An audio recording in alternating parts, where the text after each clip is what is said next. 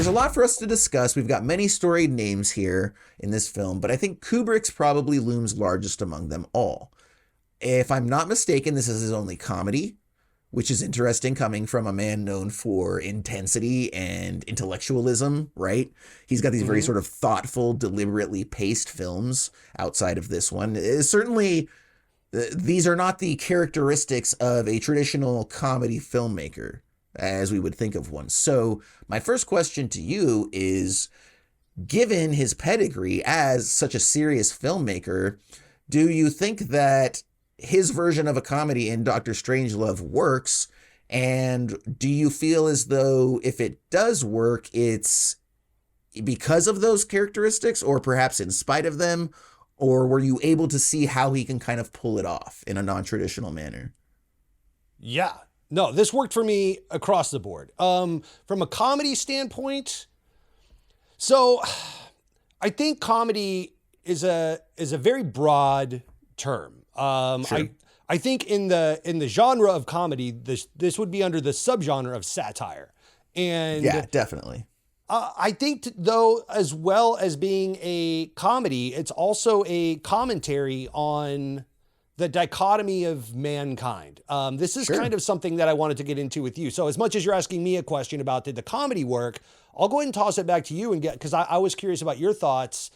I feel like this gets placed to me in the lexicon or library of Kubrick very nicely and neatly between Paths of Glory, which we've covered on this show, and 2001: A Space Odyssey, which we tried to cover on this show, and it was an episode that is lost to time, and maybe we'll get back to it one day. But Ryan divulging secrets over here. Yeah, well, so I feel like Kubrick has a lot to say about the capabilities of man, how we can create art, we can create beauty, we can create technology, we can go to space, we can do anything our imagination can come up with or transpire.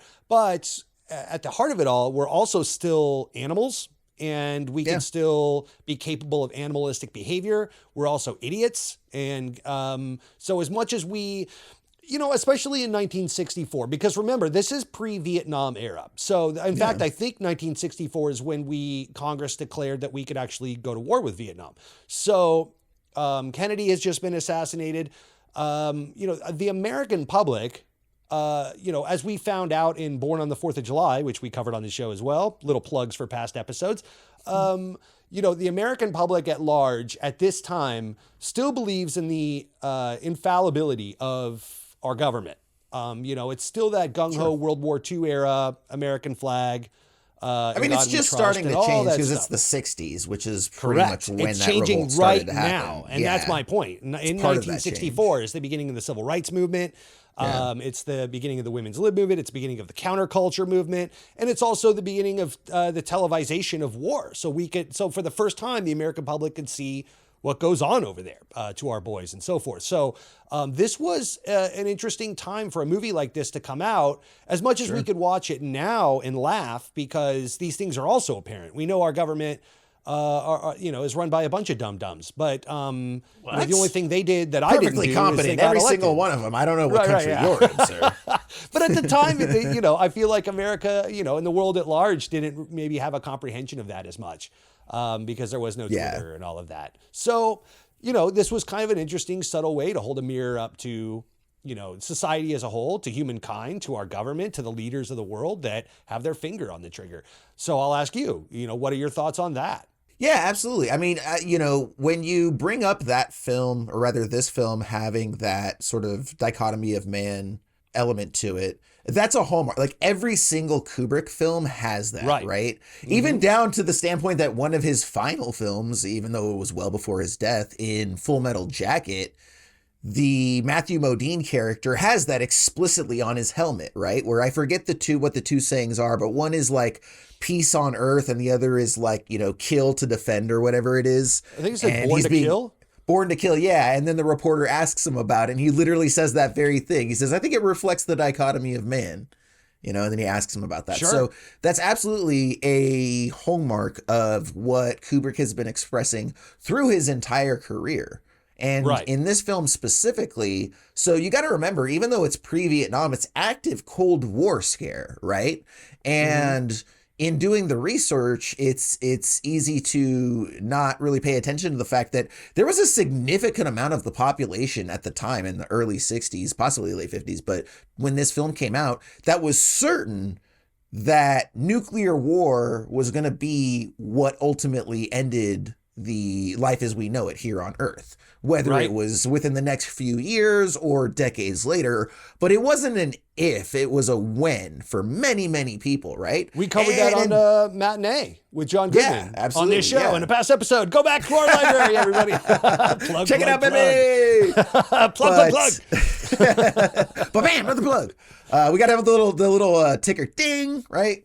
We talked about that before. So many people had this idea, and it still persists to this day. I mean, all it takes is literally one of these things to go off, and the entire world is gone. But regardless, Kubrick became obsessed with this idea, right? He's in his like early to mid 30s, I believe, at the time. He's thinking about what his next film is going to be. So he goes on and he reads like 50 thermonuclear war and missile books like ahead of going into this project. So he was just really consumed by this project.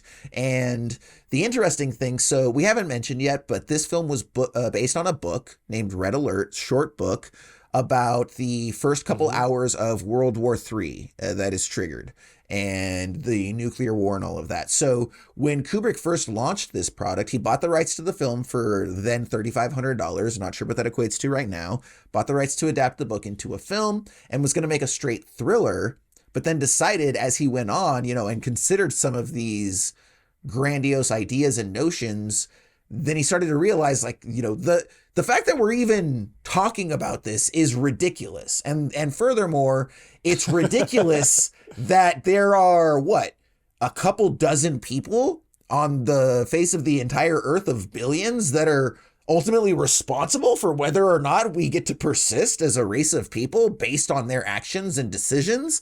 Like, that's madness. That's absolute madness. That everything we're doing, think of all of the thousands of decisions you've made in the last however many years.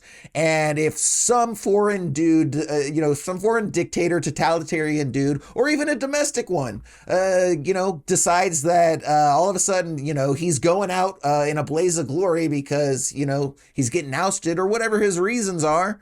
Or there's fluoride in the all water. he has to do is push a button and boom, done. Life is over as you know it for everyone, right? And what does that guy care? If he's of a certain mindset, again, he wants to burn down the entire Earth on his way out. So what does he care? Sure, go ahead and launch that button. So it's really, I mean, when you really stop to think about it, there's no other reaction but to consider how ridiculous all of this is. And so, but the cool thing is that Kubrick trusted his instincts, and he considered, hey, you know what? This is an interesting way to tell this story. Everybody's going to do this. Everybody else would do this as a thriller. I was even going to do this as a thriller. What happens if we reimagine this as a comedy? And then we ended up getting this unique work, right? You may not love this film. Funny thing, when I was younger, I really thought this was probably one of his lesser films. I knew that it was highly regarded, but I mean, come on, this is not a movie that anybody at 13 years old is really going to be able to appreciate for itself, right? Sure. You might say you That's do fair. because the critics are, or it's a Kubrick film and you're like wanting to like it, but like you can't really emotionally and intellectually appreciate what this film is about until you've been around long enough to see all the fuckery that goes on and be like, oh yeah, okay, I get it now. This is, I feel like every 10 years you're on Earth, this film becomes less funny and more like potentially realistic scenario. Right. Yeah, I mean, I think that the spoonful of sugar to make the medicine go down, if you will, is definitely Peter Sellers' performance. Yeah. I think even at 13, I would have appreciated his broad comedy and slapstick performance. Ziz, plural. But just because I was into the Muppets and Monty Python and Marx Brothers and all that stuff. And this is very kind of in line with all of that. But the commentary, the writing, how smart it is, all of that, yeah, that definitely would have been lost on me. And so, cinematic convention and all that, sure, but also, how lucky am I that I get to, at my age, have these, first time viewing experiences.